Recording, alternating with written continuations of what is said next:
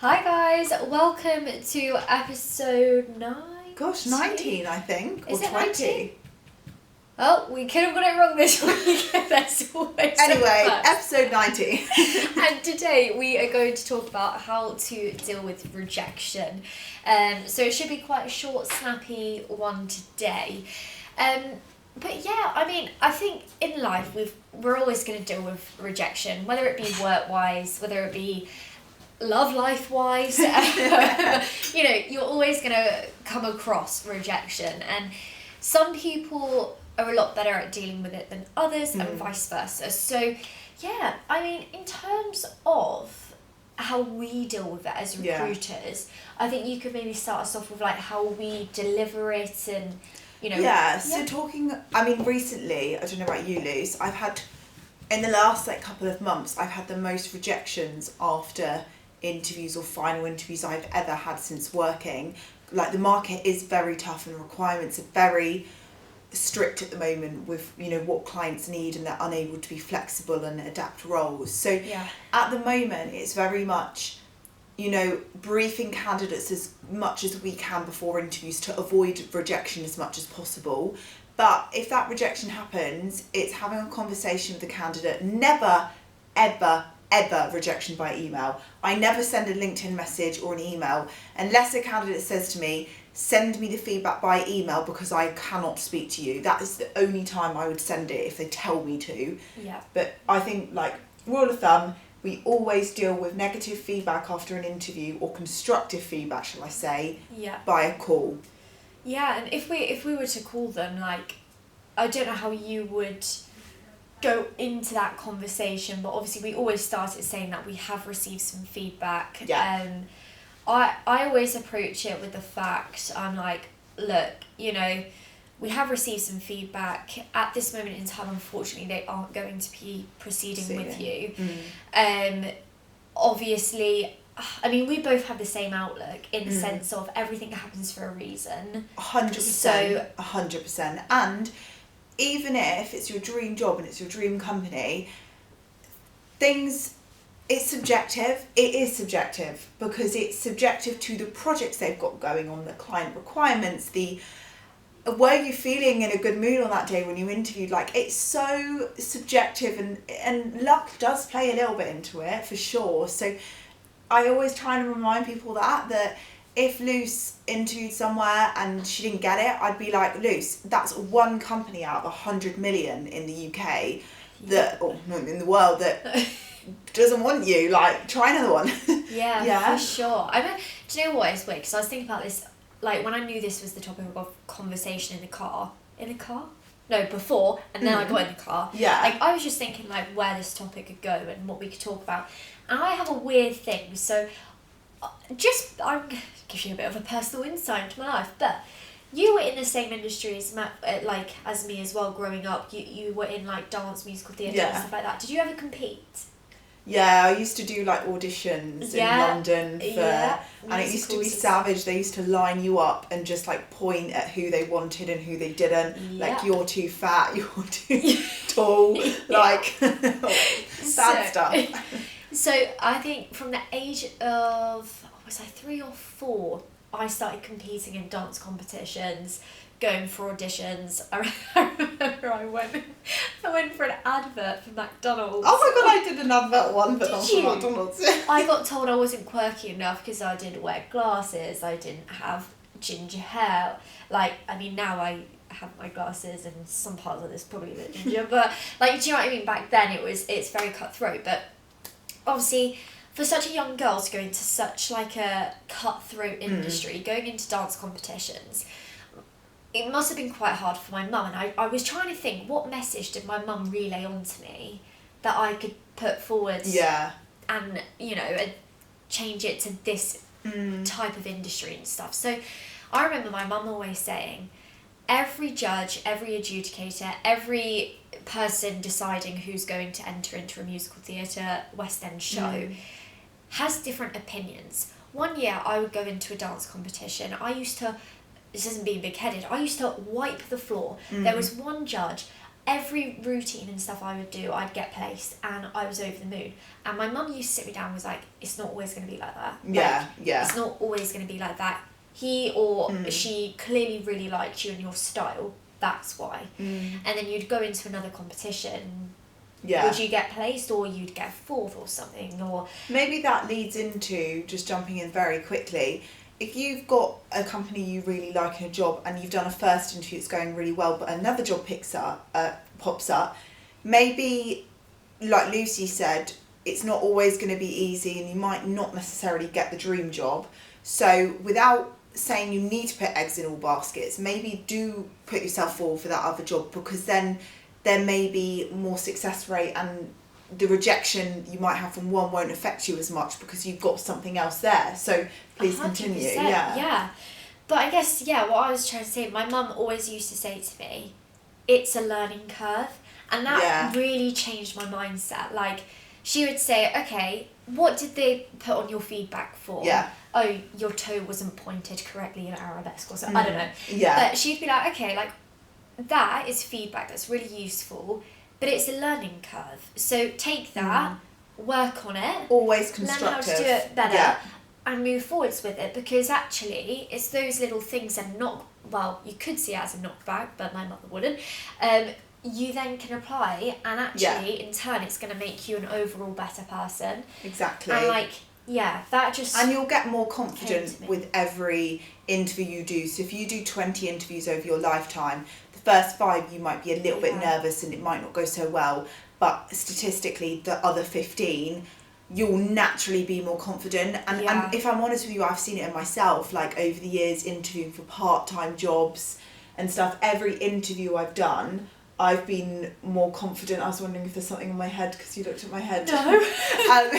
But I've naturally got more confident with every interview. So just always see the positives, take it as a learning curve, like Luce says, take it constructively, and ask for feedback. If you're being rejected, why? For sure. I mean, one way to also look at it, I really need to clip my back, it's like jarred up. Oh, sorry. One other way to look at it would be, if you go into interviews being 100% yourself, you can't blame yourself for the rejection. Can't change you. I remember my first ever interview at home base, right? My mum I was 15. My mum sat me down beforehand and was like, right, have you really done your research? Do you know the company? Like, have you done this? And I remember sat there preparing, reading about what home base done, what plants they sold, like everything. I got into the interview and my mouth always talks before I fully think about things. She was like, you really need to, trying to, not tell me not to be myself, but she was like, just make sure you're professional and all of this. And I remember getting in there and just being me, chatting away, tying in random things that were relatable, but obviously I'd never had any experience, so I was just plucking things out of the air, having a bit of a laugh, and then I sort of walked away and I was a bit like, oh, like, was that professional, was it not? But then I was like, I was me. Like, if they don't like that, then that's unfortunately I'm not going to hide who I am at work or whatever it may be. And also, if you're yourself and you don't have some of the skills needed, as long as you're you and the culture fit is good, we see a lot of times companies don't care if you've not been a .NET developer for 20 plus years and you've only done it for 9 years. Like, they don't care. Like, gone are the days where we're putting on job adverts, must have 5 plus years experience. No, you just must have really confident experience in implementations in a certain software or done something, But ways to take that feedback constructively is talk through it with your recruiter. If you don't have a recruiter, send an email to the hiring manager and ask for more detailed feedback. Take that on board, adjust your CV or adjust maybe questions you ask in future based off that, and just make sure you also think about, is that job moving forwards the right job for me? Should I be looking at a different sort of company in a different industry? Should I be adjusting the job I'm looking at? Like, are you a consultant looking to move into project management, but maybe you need a bit more consultancy experience before you move into a PM role, even though they are sort of linked? I don't know. It's like, there's so many different factors. Yeah, there are. Rejection. So many angles. And you can't sit there and wallow. Okay, get upset. eat your favourite chocolate comfort bar. Have your 5 minutes. Have 5 minutes. Try and get over it, you know? Because it's not you, that's the issue. Like, of course, it's so... Don't let it get in your head. I was going to say a really cliche thing though. I was going to say it is matchmaking and Yeah. it's got to work for both. So you can't solely put the blame on yourself, you know? This podcast turned into a bit of a lovey-dovey podcast, doesn't it? I know, Hot topics in love at the moment. Yeah. But it's true though, isn't it? Like, you can't solely blame yourself, so don't beat yourself down about it. Like, yeah, I don't know. No, that's good. I think, you know, that's all you can do really, is just take things constructively and use it and learn from it.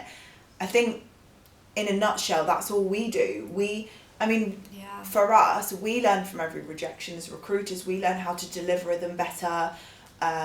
It's subjective to every candidate.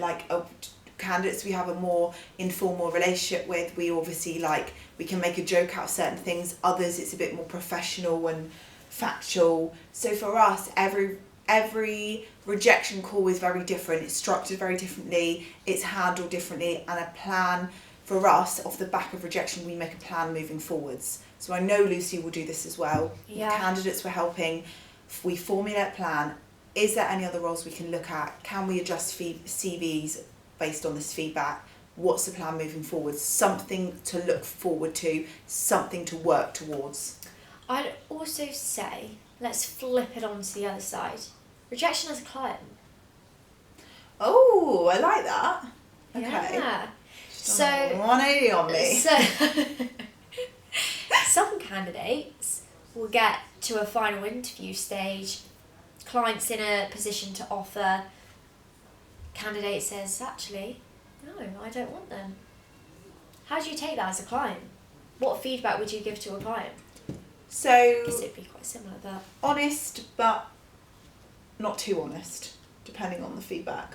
I think if the candidate's opinions are subjective and not appropriate, so didn't like the guy I spoke with, made me feel like, as in, really big for his boots, if we ever got something like that's not appropriate, because that's subjective, and we have to be careful because we are the middleman, and sometimes we don't want it to seem like that's from us. So we would feedback, didn't feel 100% comfortable during the interview, and maybe didn't think it was the right culture fit.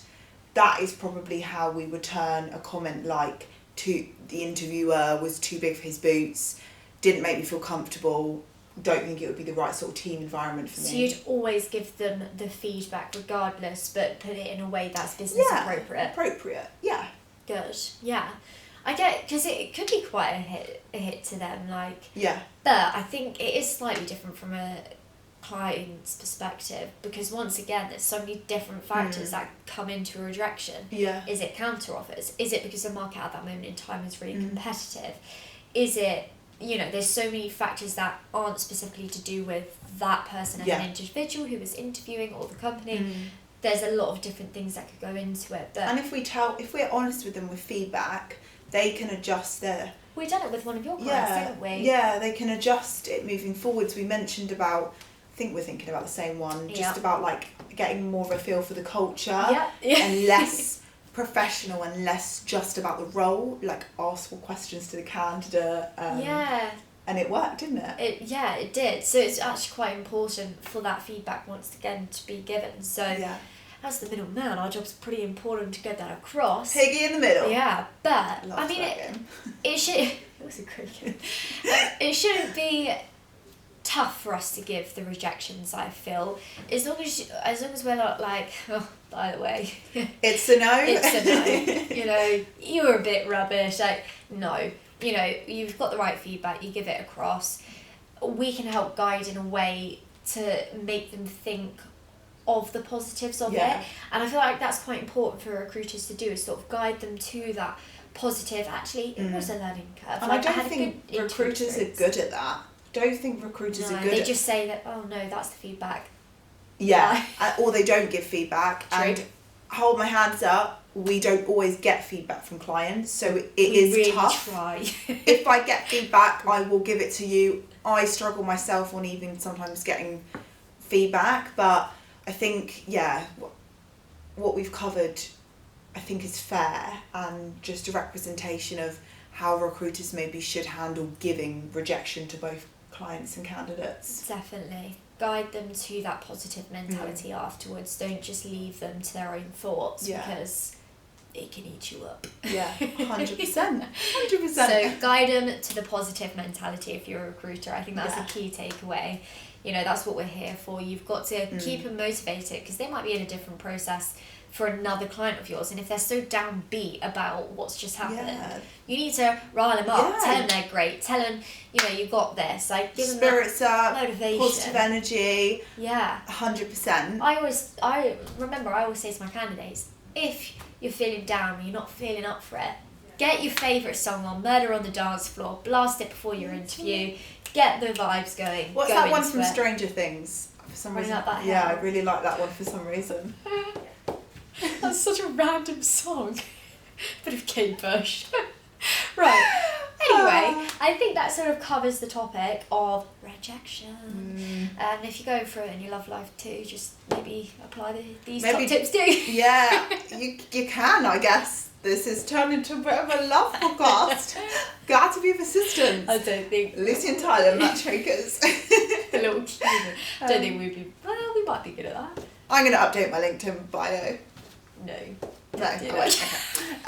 Anyway, if you have any other questions for us on this topic, then drop me or Luce a message. Lucy, because you won't be able to find Luce if you search for Luce on LinkedIn. That's my nickname for us. So Lucy, then drop us a message on LinkedIn and we'll be happy to help.